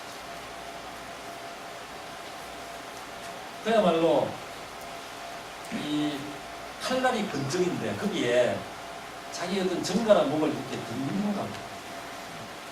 이런 어떤 상황에서. 그런데 그거를 이제 임금이 한 발 물러나서 오히려 그 남명의 기계가 굉장히 어떤 더 높아질 수 있었다. 그래서 평가하기를 후대 사람들이 조선 기절지체, 조선의 어떤 기상과 전례가 최고다. 그러면서 제자들도 굉장히 많이 모이게 되었던 거죠. 이게 바로 정립기의 합천에서 있었던 일입니다. 이렇게 하다가 60세라고 하는 것은 요즘은 60살이 안 보이지만은 옛날 같은 경우는 갑이 하나가 이렇게 돌아가는 것은 굉장한 거거든요. 그래서 환갑도 하고 잔치도 많이 이렇게 열어드리고 하잖아요. 이 남명도 마찬가지예요. 그래서 이제 이런저런 그 산을 다니면서 특히 이제 지리산을 다니면서 반년에 내가 가서 이렇게 살 곳을 이렇게 찾아보기도 하는데요. 요거는 남명이 꼭 가기 전에 지리산으로 들어가기 전에 이 그림을 가지고 나중에 이제 말씀을 드릴 텐데요. 요 그림을 그리고 요 집은 요 그림을 설계도 삼아가지고 집은 집이에요. 여기 보면 요게 아까 제가 맨 처음에 보여드린 요게 신명사예요. 신명사고 요게 주련이로 있죠. 여기에 시의 용년 연복이 내성 이게 적혀져 있어요. 그래서 거기에 내용을 닦고 요게 뭐냐면 구관인데 요게 입의 관문이죠. 입의 관문 좀 크게 그리고 요게 이제 목관이에요. 눈의 관문이고 여기 잘 포인이 안 돼 있는데 요 너머에 요 이관이 있어요. 이관이 있고 요 뒤에 가면 요 동그랗게 돼 있어요. 요것도 맨 처음에는 동그랗게 하려고 하다가 못을 이건 그러니까 요 네모만 하게 했는데요. 어쨌거나 요거를 설계도 삼아가지고 요 성리도인데 이 성리도를 설계도 삼아가지고 집을 이렇게 지어드렸습니다. 이러한 어떤 형태가 우리나라에 들어있어요. 주역을 가지고 집을 짓는다거나 탈계도 이런 걸 가지고 집을 짓는 건데 요건 굉장히 어떤 형상화가 잘 되어 있는 그런 것입니다. 그래서 남명은 이 안에서 천군으로 이렇게 여기에 한 사람이 딱 있으면 천군이 앉아 있는 거죠.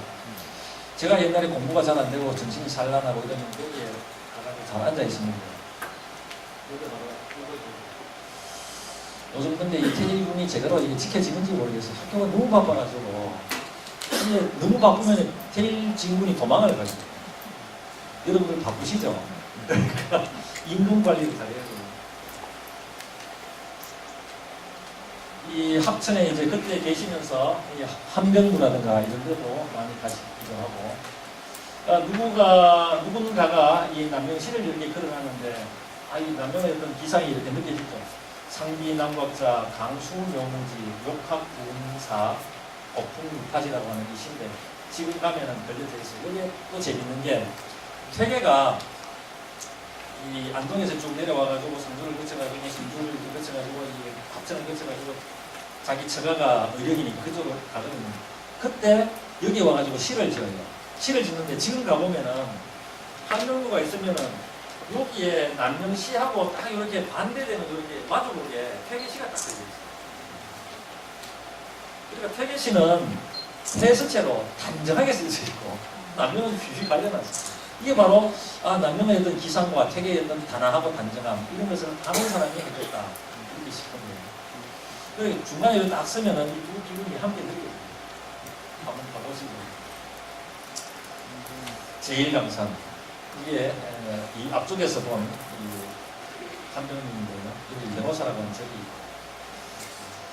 여기서 보면 남명이 노장적 자유의 어떤 세계 이런 것들을 생각했죠. 그러나 고풍유파지. 이게 따라가가지고 엄청나게 이게 자유롭게 살고 싶지만 유가적 어떤 바람이 새로 일어나가지고 자기 제대로 다시 이제 제자리로 돌아오는 이러한 상상력을 여기에서 가지게 됩니다만. 그리고 이때 아까 제가 말씀드렸지만은 이 지리산 가기 전에 지리산 탑사를 12번이나 하게 됩니다. 12번 하게 되는데 이때 1558년 58세 때 지리산 여행을 하게 되고 이 기행문이 지금 남아있죠. 요거 옮긴 남명이 있을 텐데 이 대체로 옛날 어른들 등산할 때 그러니까 산행할 때 이렇게 했죠. 앞부분은 여기 중이에요. 길 잘하는 중이 길을 안내하고 여기는 나팔 불고 그 다음에 북치고 하는 이런 앞분들 그 다음에 기녀들 이런 사람들이 흠을 돋아요. 이 선비들은 말을 타거나 걸어가거나 하면서 경치를 구경하고 그 다음에 여기는 주모라든가 이런 밥하는 사람들 그 다음에 노비들 이런 사람들이 이불이라든가 쌀 같은 거 이런 거 짊어지고 가고 이래가지고 수십일을 이렇게 다니는 거죠. 우리가 옛날에 태어났으면 여기 있었겠습니까?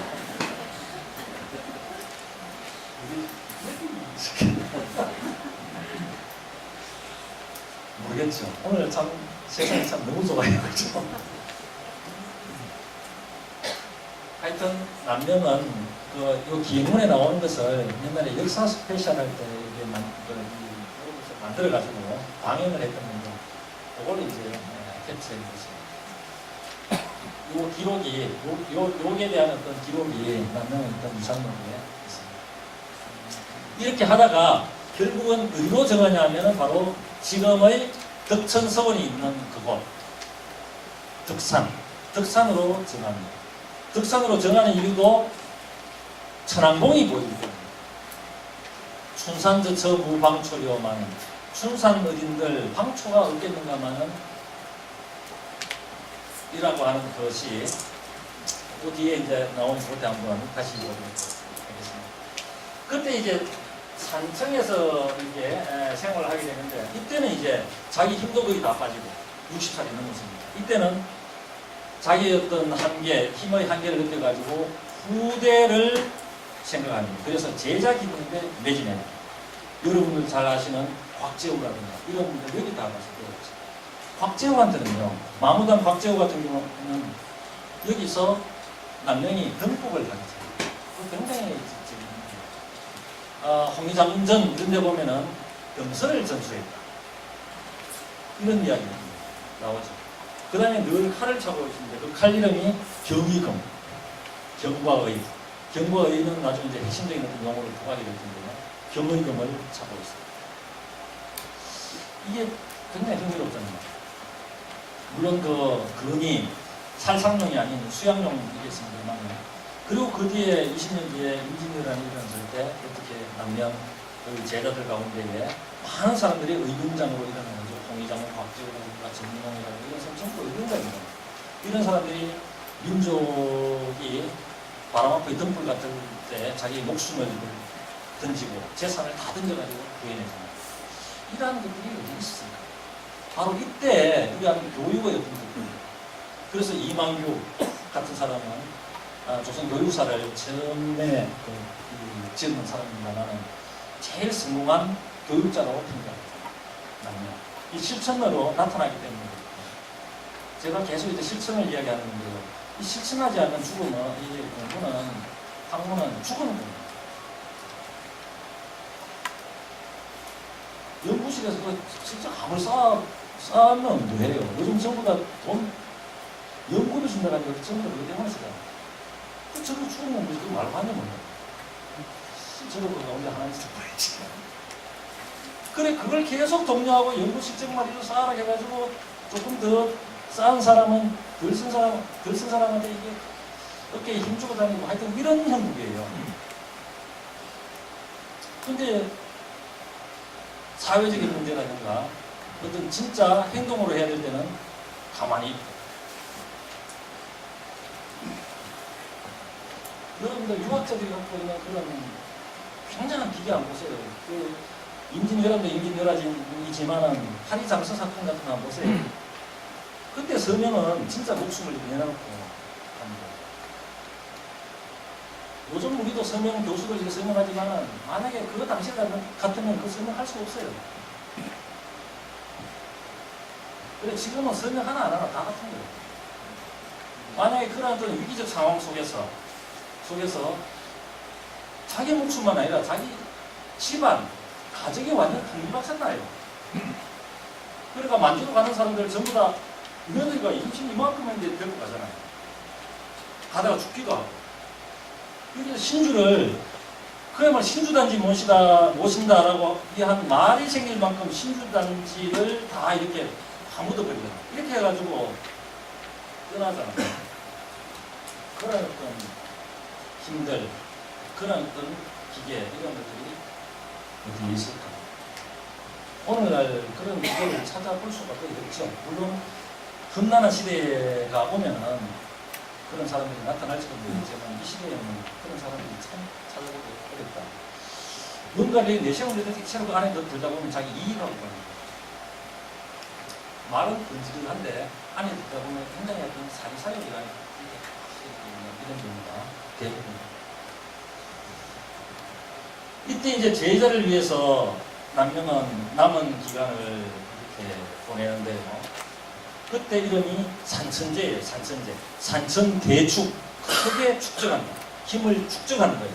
이 축적된 힘을 언제 씁니까? 바로 후세에 씁니다. 그러니까 제자 기르기에 매진하는 겁니다. 매진. 강근 독실. 강근하고 독실에서 빛이 빛이 나는데요. 일신기득. 그 빛이 날로 빛이 나가지고 그걸 새롭게 하리라라고 하는 것입니다. 일신기득. 늙었지만은 자기의 어떤 칼날은 더욱더 사실 뾰족하게 이렇게 갈아가는 거죠. 마음속에 칼을. 여기 아까 그것입니다. 춘산저처 무방출이오마는 순산 어디 방추가 없겠는가마는 단지 사랑해서라네 무엇이 천왕봉이 상제와 함께 있음을 가까이 있음을 사랑해서라네. 백수길에 하무시고 맨손으로 왔습니다. 이 백수가 요즘도 백수를 쓰지만 이 백수라고 하는 말이 참 오래됐는데 맨손으로 왔으니 무엇을 먹을까 은하 심리기 유여라 은하수 심리 흐르니 먹고도 남으리라 라고 하는 이십니다. 여기 보면은 남명이 천왕봉을 사랑해서 이쪽까지 왔다. 천왕봉의 강력한 어떤 높이, 기계 이런 것들이 느껴지는 그런 상징물이죠. 그리고 이 시 보면 금방 알 수 있는데 천간천석종 보아라 저 천석들이 종을 이게 지리산을 보면서 이야기한 거거든요. 비대공우선 크게 치지 않으면 소리가 없다. 큰 종이다. 큰 종은 작대기 몇 개 가지고 이래 해가지고 소리 나겠습니까? 거기에 걸맞는 그로 쳐야지 그게 엄청난 큰 소리가 멀리까지 쭉 들어진다. 그런데 천왕봉은 쟁사두류산 그런가 어찌 같으리요? 이 두류산이 하늘이 울어도 오히려 울리지 않과 같겠는가? 이 천석종이 대단한데 언젠가는 울 수 있잖아요. 그런데 두류산은 하늘이 벼락으로 때려도 힘이 너무나 안에 거대하기 때문에 무시합니다. 근데 이 지리산에 한번 울면 어떻게 되겠어요? 완전히 천지개벽이 일어나겠죠. 이러한 어떤 힘들. 이걸 옛날 어른들이 이게 해석을 잘 못했죠. 이게 그래도 이게 많이 인용되는 건데 옛날 어른들이 이래 해석하기도 하고 저래 해석하기도 하고 이런 거거든요. 그래서 상충 같은 경우는 망고 천왕봉이여 이렇게 바꿉니다. 망고로 내려오는 저 천왕봉은 하늘이 울어도 오히려 울리지 않네 이렇게 바뀝니다. 하여튼 어쨌거나 천간천석종 비대공성 쟁사두류산 천명무구명 이렇게 하는 거대한 기상을 이렇게 노래하는 것입니다. 우리가 이거 한번 같이 읽어보도록 하겠습니다. 따라 읽으세요.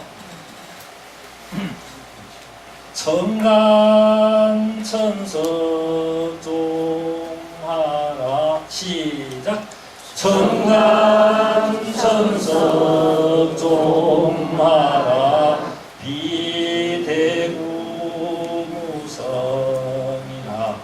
비대우성이라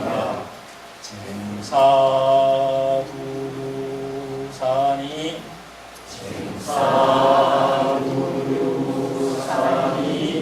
천명유불명이요 천명유불명이요. 자, 처음부터 여기까지 한 번 보겠습니다. 시작. 천간천서종하라 비대우성이라 쟁사두루산이 천명유불명이요. 귀곡성. 하여튼 잘 읽으셨어요. 하여튼 남명 시 가운데 중요한 게 몇 개가 있는데 그 중에 대표적인 시가 바로 이 시입니다.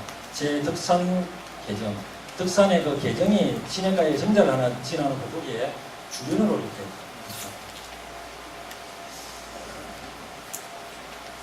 천왕봉, 여기 천왕봉.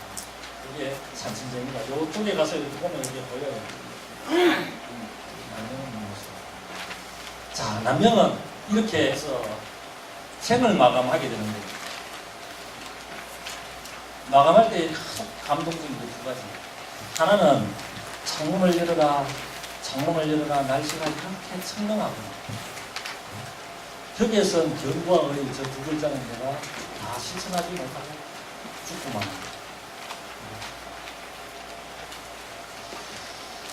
돌아가실 때 무슨 이야기를 했어요? 그런 생각이 없어요. 이게 고종기 이런 데 이제 많이 남아있는 건데, 왕조실록에도 보면 다 졸기가 다 있어요.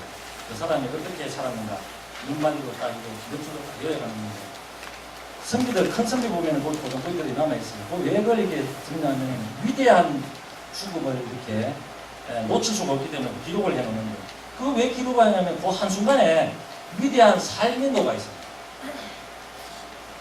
어떻게 죽었는가라고 하는 것을 어떻게 살았느냐라고 하는 것 같은 거예요. 여러분이 한번 보세요. 그 사람이 어떤 정도를 믿는가에 따라 가지고 열반했다. 그 다음에 선화했다. 선화, 도교, 연대설이죠. 그 다음에 소천했다. 하나님이 불렀다. 이렇게 이야기하죠. 그 다음에 임금이 죽을 때 분노했다. 선비가, 큰 선비가 죽었을 때 역책을 했다. 큰 선비. 다 이게 그 용어 안에도 전부 다 거기에 녹아있죠. 그리고 어떤 경우는 되어졌다. 이렇게 이야기하잖아요. 거기에도 그 사람에 대한 평가가 있잖아요. 그러니까 뭐 골로 갖다도 있고 참 여러 가지가 있을 거예요. 여러 가지가 있는데 거기에도 다 거기에 그 사람의 일생이 녹아있는 그런 용어를 있어요. 그거를 조금 펼쳐나가는 게 고종기 거를 재계 선생, 나를 이렇게 세워라. 그러니까 이렇게 세우니까 앉은 채로 죽고. 선사들 어떻게 죽는지 알아요? 이게 거짓말이겠지만 제가 안 봐가서 모르는데 찻잎을 이렇게 따다가 죽잖아요. 걸어가다 죽고. 걸어가다 죽는 사람 봤어요. 저도 그래 죽고 싶은데, 저는 걸어가다가 죽고 싶은 것보다도 좋은 책을 이렇게 읽습니다.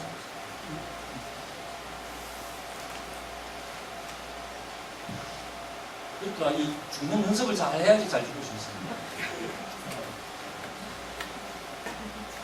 남명은 그 다음에 이제 제자들이 무슨 선생님 사후의 칭호를 뭐라 그럴까요? 이러니까 뭐 그 상승은 판관이라든가 뭐 거슬이 내려오고 있거든요.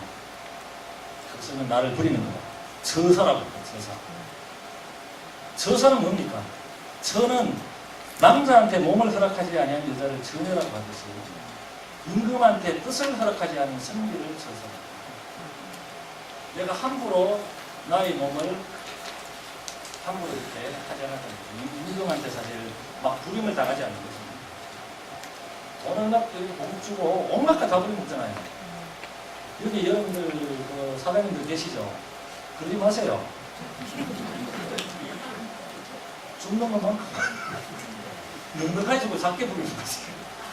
근데 그 자기 뜻하고 전혀 안 맞는데도 불구하고 온갖 것을 다 부려먹고 그 다음에 거기에 그 좀 더 잘 보이려고 온갖 또 춤을 추기도 하고 이렇게 살아가고 있잖아요. 인생이 그래가지고 있습니다. 남녀는 나는 그걸 안 했고 서사라고.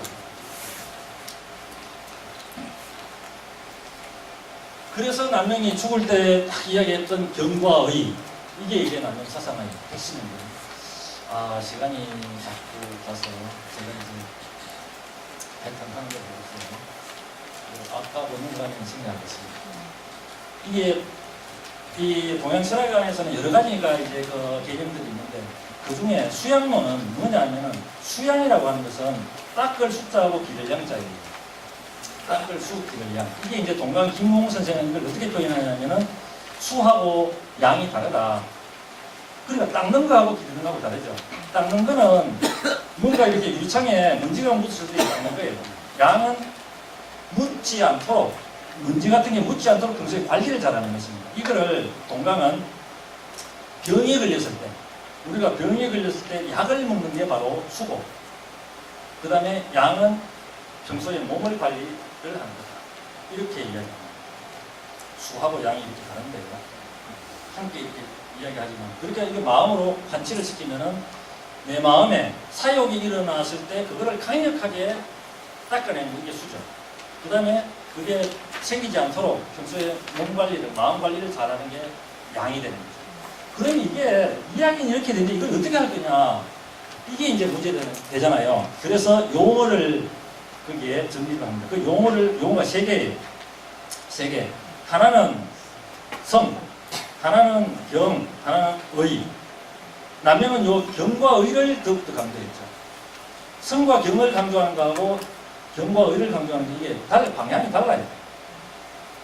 다른데 이 성은 뭐냐 하면은, 성은 이 남명의 그림인데요. 남명의 그림인데 이걸 현대 활자로 바꿔놨습니다. 성은 중공에 보면은 성자는 천지도야. 하늘도이고 성지자. 하늘로 나아가려고 하는 이런 것은 바로, 성이 되려고 하는 것은 사람의 도이다. 그래서 성자는 불면이 중, 힘쓰지 않아도 중, 거기에 적중한다는 것입니다. 어디에 딱딱 맞아 떨어집니다. 이 자연스러운 거잖아요. 무위, 자기가 없는 것입니다. 불사이득, 생각하지 않아도 이렇게 없고, 그래서 편안한 상태에서 도에 적중하는 하나님, 진리에 적중하나니 성인이 변화하고, 이게 바로 하늘의 단계, 성인의 단계이죠. 성지자는 그쪽으로 나아가려고 하는 사람이 바로, 이게 성인이 있다면 성인 아래 단계가 현인과 군자들인데, 현인과 군자는 뭘 하느냐? 선과 악 가운데 악을 이쪽 욕망 쪽으로 막 가려고 하는데, 이거를 힘겹게 밀어내고 선을 이렇게 확 잡는 거, 이게 이제 자연스러워지면 성인으로 가는데요. 이게 바로 택성고집입니다. 택성고집. 고집은 참으로 좋은 말이에요. 고집은 택성고집입니다. 똥고집입니다. 똥고집은 자기가 그러다라고 생각도 되지만은 자기가 주장했기 때문에 계속 이게 그런 거죠. 자기 나중에 죽을 줄은 몰라요. 택성고집은 선을 고집해가지고 이쪽으로 가고 싶지만 억지로라도 이렇게 잡고 있는 거예요. 현인과 군자들이 택성고집. 선을 택해서 굳게 잡는. 택성이 고집지자예요. 그래서 이 성인이 그러고 자기가 없는 거. 그래서 공자가 70살 때 종심소욕 불유고, 내가 하고자 하는 바대로 하더라도 불유고 법도에 은남이 없어요.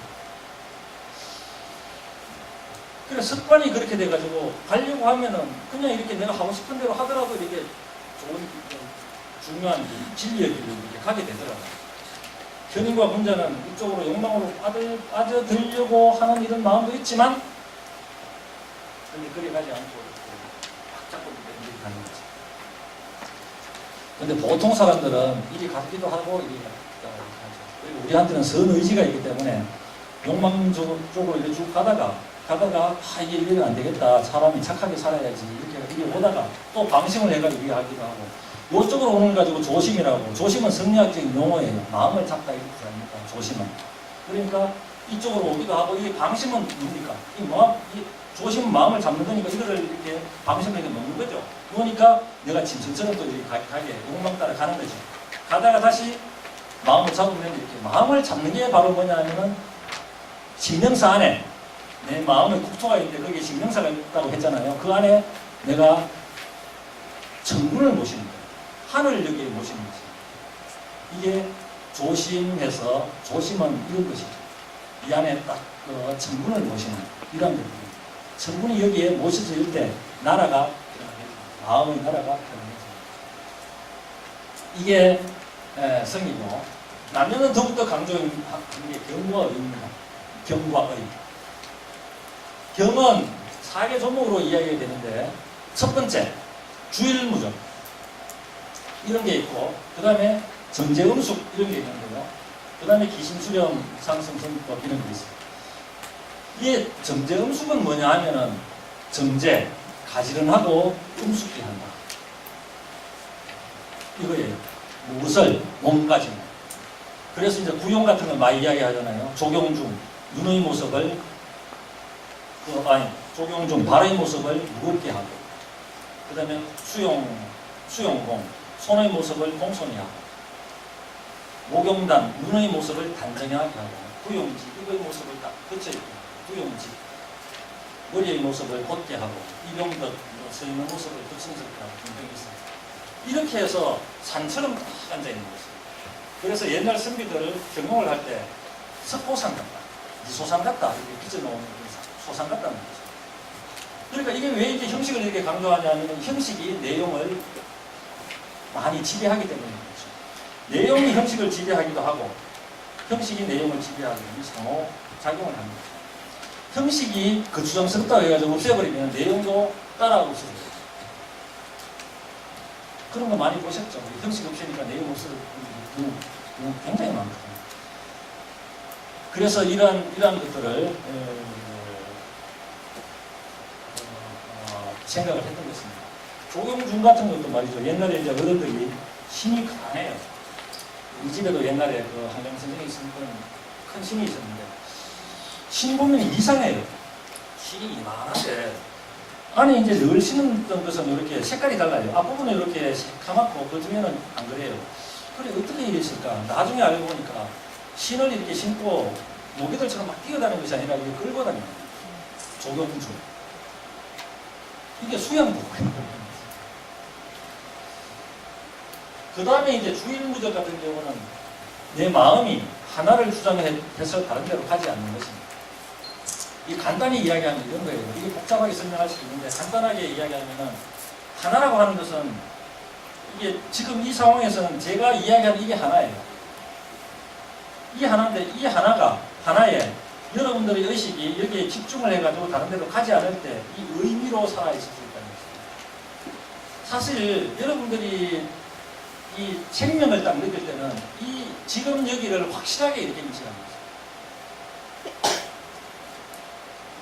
그렇지 않고 만약에 몸은 여기 있는데 마음은 방심을 해가 다른 데 어디 가 있다 라고 할 때, 이 몸은 여기 있지만 마음이 여기 있지 않기 때문에 이게 살아있는 게 아니잖아요. 이러한 상태를 옛날 어른들은 혼수 상태입니다. 혼수가 살아있는 것도 아니고 죽어있는 것도 아닌 그런 상태입니다. 그때 누가 이렇게 치면은 바로 이렇게 넘어가죠. 마음이 없기 때문에 성분이 달아나기 때문에. 그러니까 마음이 살아있어야 되는데, 살아있으려고 하면 이게 정분이 여기 있으려고 하면 이게 주일무적이 돼요. 하나를 주장해가지고 다른 걸 하지 않는.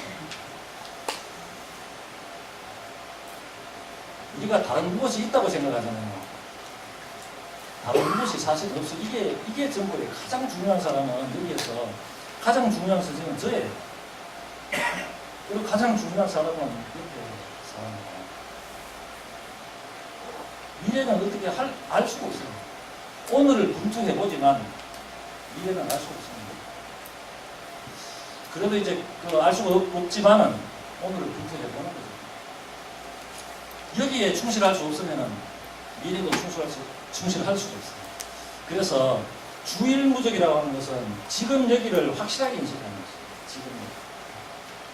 지금 여기를 확실하게 인식을 할 때 바로 이 성분이 내 마음속에 정좌를 하게 되어서 내 마음의 국토가 편안하게 됩니다. 안녕하게 됩니다. 기심수렴, 그 마음을 안으로 거두어 들인다는 거죠. 이게 바로 조심 아니겠습니까? 조심. 마음을 안으로 거두어 들이는 거예요. 반대가 뭐겠어요? 방심이죠. 마음을 바깥으로 나가는 게 바로 여기에 아주 뭐 다이아몬드 같은 거 있다. 이러고 하면 내 마음이 그쪽으로 가고 마음이 도망가는 거죠. 도망을 가는 거 아닙니까? 이 방심이죠. 이 마음을 거두어 들인다는 거죠. 명예라든가 재물이라든가 여자라든가 남자라든가 이런 데서 이 사물들 속으로 마음들이 전부 다 달아나는데 이걸 이제 거두어 들이는 거예요. 기심수렴입니다. 그렇게 해서 어떤 상태를 유지하는가? 상승성, 늘 깨어있는 상태, 별처럼 초롱초롱한 어떤 상태, 이런 걸 가집니다. 상승성, 깰 성자, 마음이 별처럼 초롱초롱한 이런 상태. 이런 상태는 안에서 열이 있죠. 하기 시습지면 불효 결화하기. 열은 바로 심열이거든요. 안에서 이루어지는 이런 열입니다. 무언가를 알고 있어가지고 내면적으로 듣고 있는 거예요. 뭔가 당근을 먹거나 마약을 하거나 이래가지고 막 이상하게 듣는 것이 아니라 안으로 이렇게 심열을 듣는 거예요. 상승성.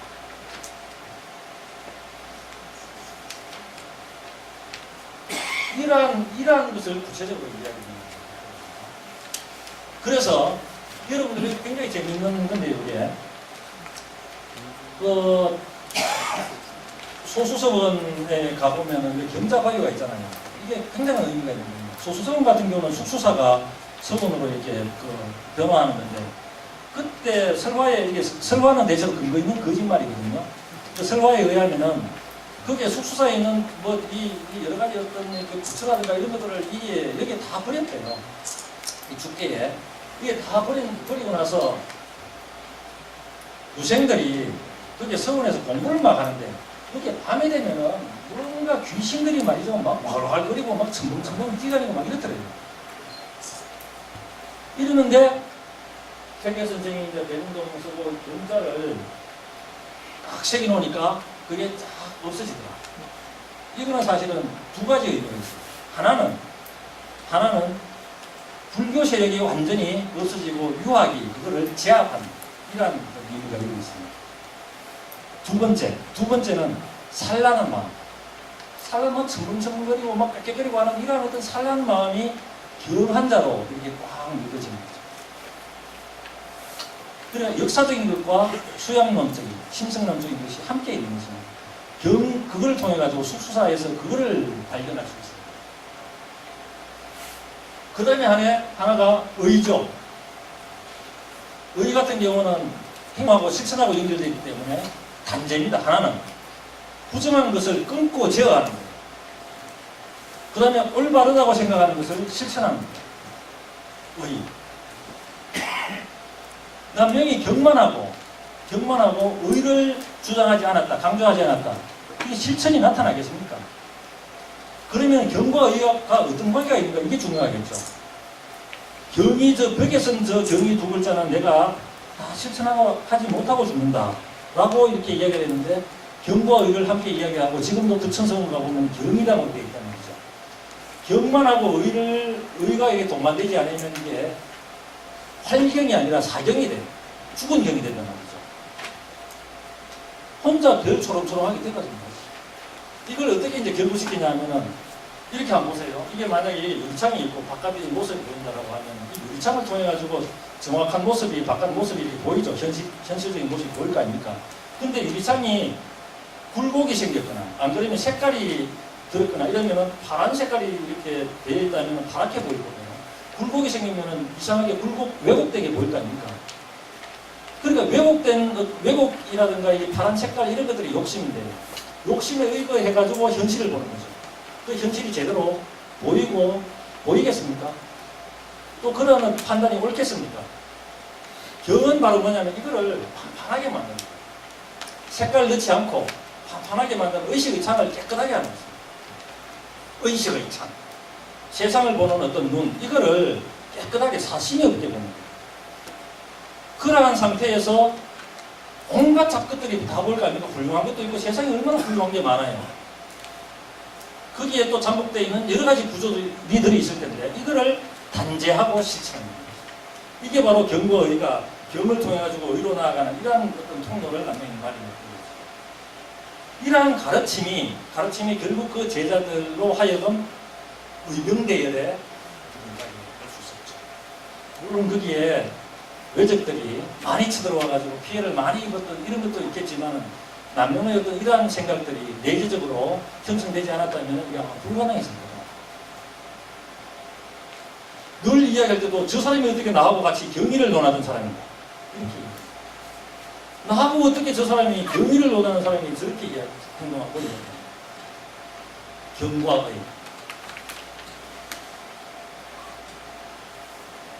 활경을 해요. 활경. 죽은 지식은 이게 하는 것만도 못해요. 그냥 사변적인 것이 얼마나 이 세상에 많아요. 동업하는 거. 이러한 것들이 나름대로 어떤 사회의 기능을 하고 우리의 삶의 기능을 하게 해야 되거든요. 이 남명은 여기에 심각하게 사실 고민을 많이 했던 거죠.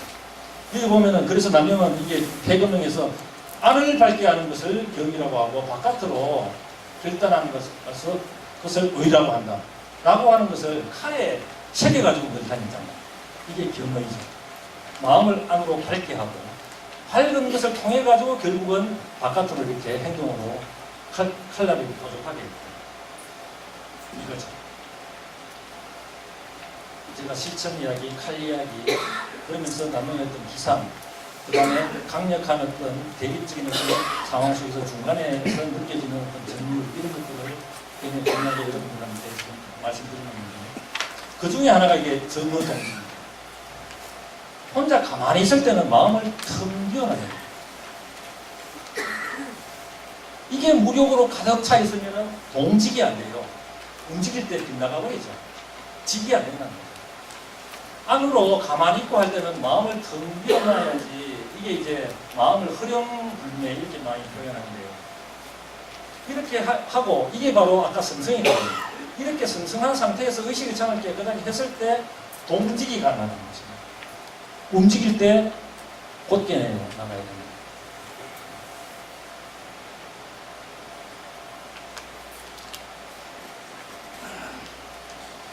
재산 같은 걸 아무리 많으면 자녀들한테 주더라도 그게 얼마나 보존하지 못해요. 마음을 어떻게 바르게 살 것인가 라고 하는 이러한 어떤 것을 끊임없이 이야기해 주는 것 같아요. 그래야지 그게 이제 사실 굉장히 중요한 어떤 힘이 돼가지고 문화가 있는 거죠. 그래서 제가 이제 아까 당호라든가 이런 게 말씀을 드리는 거죠. 이름 가운데에 사실 사람들 이름 가운데에 나쁜 이름이 없겠어요. 자기 이름 있잖아요. 여러분들 전부 다 이름 있을 텐데 그 이름을 가지고 바로 이렇게 이야기했을 때 한 1시간 정도 자기 스토리를 그러니까 텔링을 할 수 있어요. 그것 가지고 뭔가 나름대로 생각을 가지고 자기가 어떻게 살아가야 되겠다라고 하는 이러한 생각을 많이 하면 많이 한 사람일수록 자기 이름을 연역해낼 수 있는 힘이 생깁니다.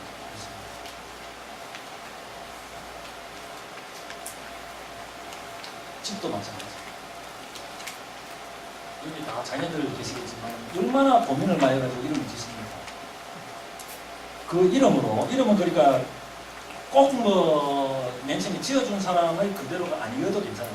자기가 그 의미를 부여하는 거예요. 의미를 부여하면서 그렇게 이제 살아가게 되는데 의미를 자꾸 부여하게 되면 그렇게 살아가게 돼요.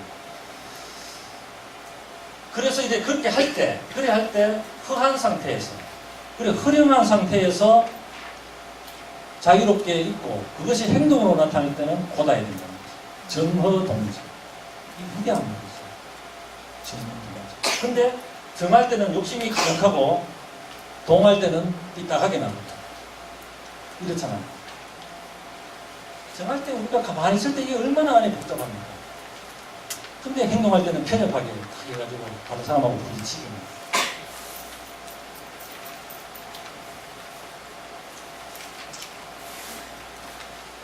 사실 제가 이제 이야기 말씀드릴 때는 말씀드렸는데요. 능덕이라고 하는 것은 사람이 다 하늘에서 이제 받은 것인데 이게 능덕이 바로 하늘에서 받은 마음이거든요. 이게 흐름불멸하다는 텅 비어 있으면서 마음이 굉장히 신령스럽고 의롭지 않는데 여기에는 모든 이치를 갖추고 있어서 만사 모든 일에 응하게 된다. 그러니까 텅 비어 있지 않으면 마음이 비어 있지 않으면 어떻겠습니까? 모든 일에 응할 수가 없어요. 부분적인 늦게가 여기에 들어와 있다면 그것만 응할 수 있을지 모르겠지만 이게 만약에 욕심이 여기에 들어와 있으면 욕심과 관련되어 있는 일만 응하지 않겠습니까? 근데 성리학자들은 대체로 이렇게 마음을 이야기를 했죠. 자, 이걸 보세요. 다시 돌아와서 여기 이제 경이 여기 있죠. 이 정군이 여기 있고 정군이 사는 집이라도 바로 신명사입니다. 이게 당호죠. 당호의 태일군 위에 정군이 있는데 이 정군이 입하고 그 다음에 귀하고 눈 이 세 가지 관문을 지키는 거예요. 지켰는데 이게 대장기를 크게 이렇게 불러기면서 요 귀의 관문 앞에 그 다음에 눈의 관문 앞에 입의 관문 앞에 이렇게 세우고 삼엄하게 살핍니다. 신기 기미를 막 살피는 거예요. 기미를 살펴가지고 조금이라도 귀라든가 몸이라든가 몽환적인 거, 귀, 음습한 거, 이런 것들, 욕심들이 이쪽으로 들어오려고 하면은 이게 막는 거예요. 근데 이게 들어가도 귀하고 몸하고 이게 들어오게 되면 이게 난리가 나가지고 정군이 도망가게 돼요. 이 망해거든요. 이게 눈하고 귀하고 입이 얼마나 중요한 것입니까? 이게 모든 어떤 제일 중요한 감각기관이 이게 우리 얼굴에서 귀하고 눈을 비례 물시 얘가 아닌 무슨 왜 보지만 이게 잘못 보면 이 안이 완전히 이게 혼미하게 돼요. 비례 물청 얘가 아닌 것은 듣지 말아라. 왜 듣지 말아요? 잘못 들어가지고 아니 얼마나 이렇게 화고가 많이 치고 혼란스럽고 또 말도 마찬가지죠. 말을 잘못해가지고 그것과 관련되어 있는 여러 가지 의심이 있습니다. 그렇게 되면은 이러한 것들이 들어와가지고 이게 국토가 깨져버립니다. 그래서 나라를 지키기 위해서는 이게 성을 지키듯이 전쟁터에서 성을 지키듯이 강력하게 하지 않으면 정군을 제대로 모실 수가 없다. 하늘이 도망간다는 것입니다. 하늘. 정군 안녕하세요. 안녕이 그런 거예요. 안녕. 그런데 여기 보세요. 백규가 치찰, 살피고 만약에 잘못된 거 있으면 극치, 대성우가 나가가지고 극치 깨워 부숴가지고 없애버립니다. 이러한 구도로 되어 있습니다.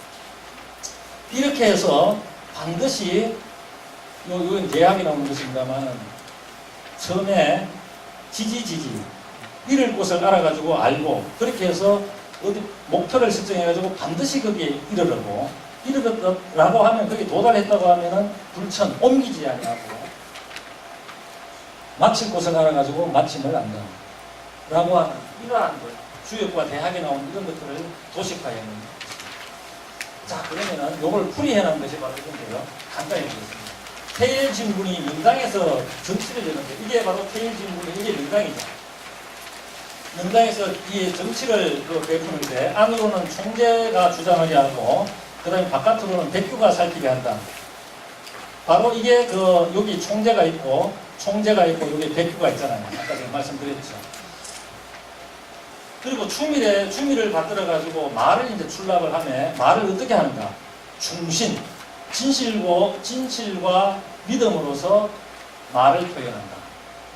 이게 충신된 말이 충신과 관련되지 않은 말이라고 하면 이게 얼마나 많은 사람들을 해코지하고 자기 스스로 그것 때문에 괴로워하고 있습니다.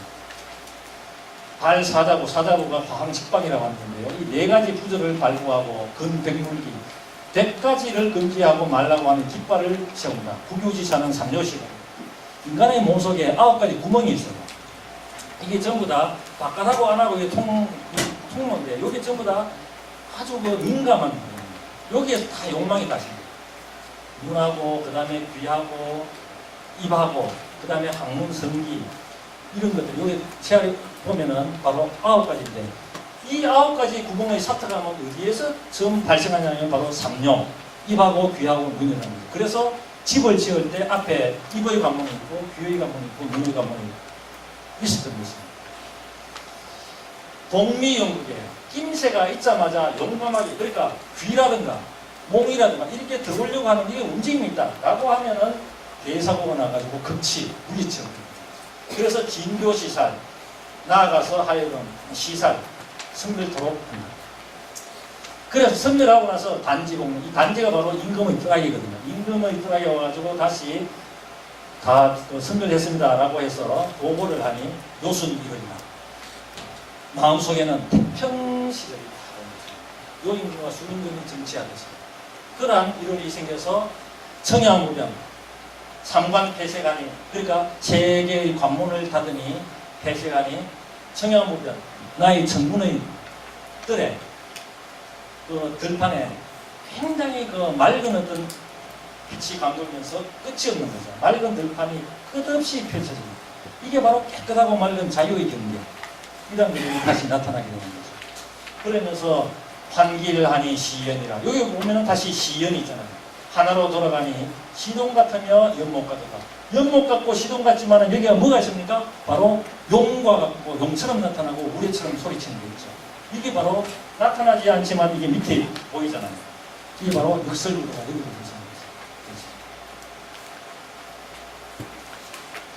남명이 49세 때 여기에 거창인데 거창에 포연 가가지고 목욕을 했어요. 목욕을 해가지고 지은 시가 이것입니다.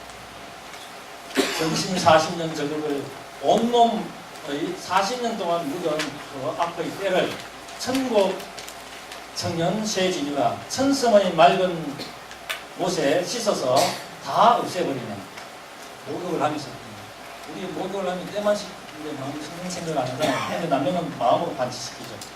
진토가 이게 사욕과 다리 사욕 이런 것입니다. 이것이 당능, 만약에 능이 오장 육부에서 생긴다면 지금 고복 귀 부르라.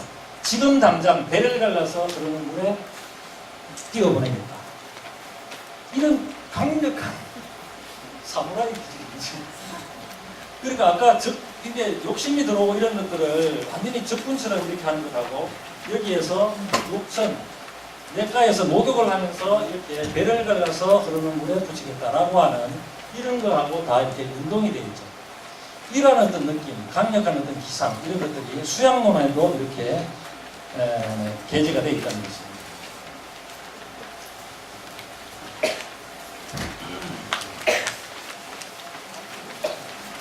네, 일단 제 강의는 여기까지 하고 질문을. 네, 감사합니다. 박수 한번 부탁드릴까요? 거의 뭐 한